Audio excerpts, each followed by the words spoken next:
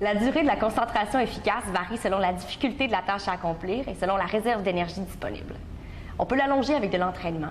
Des pauses régulières, de 10 minutes après 1 heure de travail soutenu par exemple, sont souhaitables pour la récupération et l'assimilation. Il y a plusieurs facteurs nuisibles à la concentration. Tout d'abord, la fatigue physique et nerveuse. Il est peu recommandé d'étudier après une période intensive de sport, après une journée chargée en activités intellectuelles ou après une période d'études prolongée.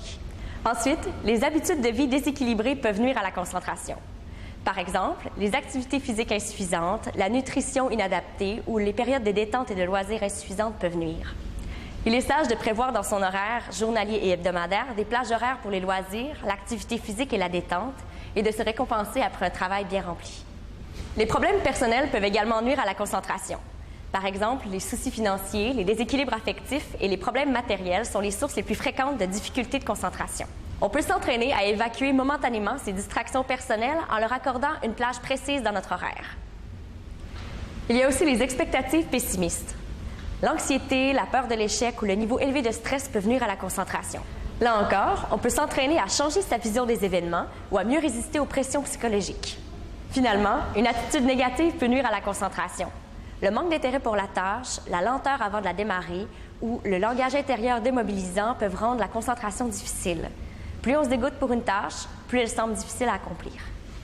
Les problèmes typiques reliés au manque de contrôle de son attention ou de sa concentration sont la lenteur à se plonger dans le travail, la difficulté à résister aux sollicitations de l'environnement, par exemple les bruits, les sons, les images, les discussions, la difficulté à résister à ses préoccupations personnelles, donc les inquiétudes, les angoisses, la rêverie, les envies diverses, et la difficulté à rester longtemps concentré sur une même tâche. Voici quelques exemples typiques de problèmes de concentration vécus pendant l'étude. Par exemple, décrocher pendant une lecture et s'apercevoir après 2 ou 3 pages qu'on lisait en pensant à autre chose et qu'on n'a aucune idée de ce qu'on vient juste de lire. Tomber en état d'hypnose durant un exposé magistral et écouter sans enregistrer la moindre information. Être obsédé par une idée récurrente pendant la période d'étude, une pensée qui nous hante et qui nous empêche de nous concentrer dès qu'on se remet au travail. L'emballement lors d'un travail, le trop-plein d'enthousiasme ou le flot d'idées générées entraînant un niveau d'excitation interne incompatible avec le travail lui-même.